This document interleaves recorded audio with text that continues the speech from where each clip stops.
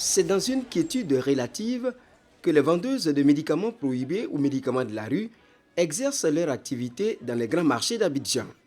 L'activité prospère depuis plusieurs années, car nombreux sont les Abidjanais qui achètent ces médicaments dont la dangerosité est médicalement prouvée.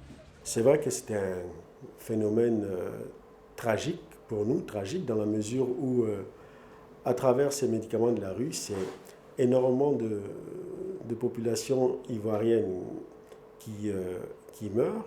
C'est des difficultés, même pour nous les professionnels de la santé, de pouvoir traiter correctement les malades, parce que la façon dont sont utilisés ces médicaments entraîne des résistances qui font que même lorsque vous donnez une thérapie correcte, parfois on peut avoir des échecs thérapeutiques. Et la plupart de nos hôpitaux, lorsqu'ils reçoivent des malades, c'est vraiment à un stade avancé, parce que le malade arrive après avoir pris des médicaments qui l'ont parfois intoxiqué, bousillé les organes, donc arrive très tard chez les hôpitaux et finalement, après hospitalisation, peuvent mourir. Et donc un coût supplémentaire, non seulement pour celui qui pensait acheter des médicaments moins chers dans la rue, mais c'est que non seulement il va l'acheter, son soin sera beaucoup plus élevé, puisqu'il va devoir, en plus d'avoir acheté des médicaments de la rue, subir le traitement de l'hôpital, mais en plus, il peut ne pas revenir de l'hôpital. Le marché d'Agamé Roxy est la plus grande pharmacie à ciel ouvert de la capitale économique ivoirienne. Le circuit ici est bien structuré car il y a les grossistes et les détaillants.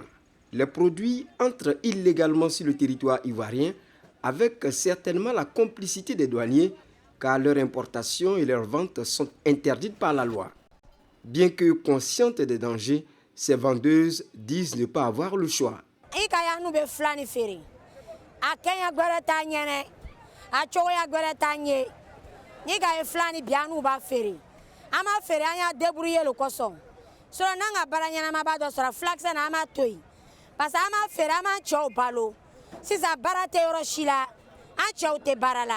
Anu lebe loni bonsara ye anu lebe loni ko bɛɛ ye an masaw fana no y'a dépassé anu le b'a bɛɛ kɛ ba filani n'an dɔ ma feere o an y'a ko bɛɛ bɛ bɔ yan le bɛ an y'a dépassé bɛɛ bɛ bɔ nin de la filani an bamuso n'an facɛ le n'an ma ni feere an bɛna taa mun le kɛ an tɛna taa an yɛrɛ feere an tɛna taa sonyali kɛ an tɛna taa jaloya kɛ f'an m'an débrouiller ni nin de. Ça on se nourrit, on nourrit nos enfants. Moi par exemple j'ai perdu mon mari, j'ai 5 enfants. Donc c'est ce que je vends, mes enfants vont à l'école, je paye le loyer, tout. C'est au marché, nous on paye. Il n'y a pas la possibilité de voyager pour aller prendre, sinon c'est au marché, nous on prend. Si tu as l'argent, tu peux aller prendre à l'extérieur, mais on n'a pas cette possibilité. Et régulièrement donc, les forces de l'ordre effectuent des descentes musclées sur ce marché pour saisir les produits. Cela ne dissuade pas les vendeuses qui reconnaissent cependant avoir peur pour leur activité. Chaque jour que Dieu fait, on a peur. Chaque jour que Dieu fait, s'il fait jour là, quand on vient ici, on a peur. Pour ne pas qu'ils viennent prendre ce qu'on on se débrouille avec. Mesra, l'homme non narani. Mesra, na me malo mena ke choya mina. Comme on sont fatete, mamso kwani be. Meni le fere, me mamso fleur, me ndoroni fleur.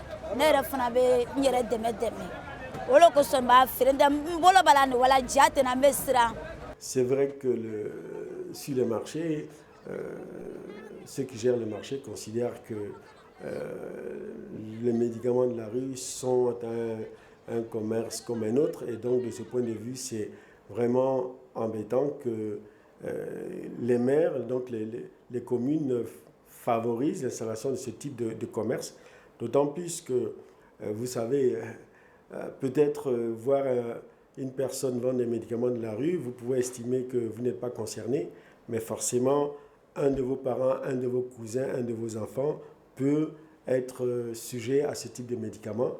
Et donc, je pense qu'on devrait également les sensibiliser pour qu'ils puissent interdire, je dirais, l'accès au marché de ce type de commerces qui sont des commerces illicites. Je dis bien illicites, parce que la loi fait obligation de vendre des médicaments uniquement que par les professionnels pharmaciens. Et donc, c'est une loi qui donne le monopole pharmaceutique aux pharmaciens. Et donc, lorsque vous n'êtes pas pharmacien et que vous faites de la dispensation du médicament, vous violez la loi, c'est illicite. C'est comme si vous vendez de la drogue et vous devez être sanctionné. Donc, les maires ne doivent pas cautionner de telles actions. Et pour elle, la solution serait de mettre à leur disposition des microcrédits pour mener une haute activité.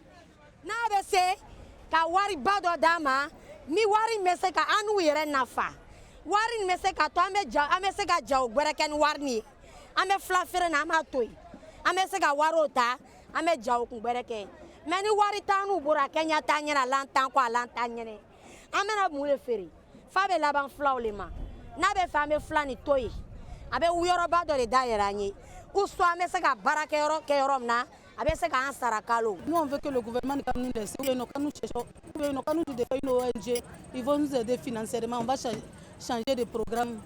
Voilà. C'est vrai que le Conseil de l'ordre a fait des actions, mais le Conseil de l'ordre ne peut pas tout seul lutter contre les médicaments de la rue. C'est la raison pour laquelle, je dirais, l'État, lui aussi, s'est engagé de ce point de vue, parce qu'il faut une action forte du gouvernement pour qu'on puisse éradiquer ce phénomène.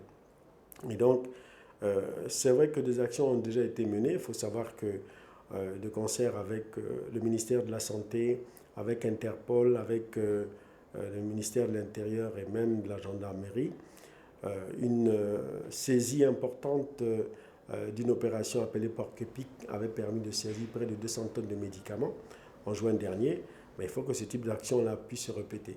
Et donc, à notre grande satisfaction, il faut savoir que le gouvernement a mis en place un comité interministériel de lutte contre les médicaments de la rue qui s'appelle COTRAMED.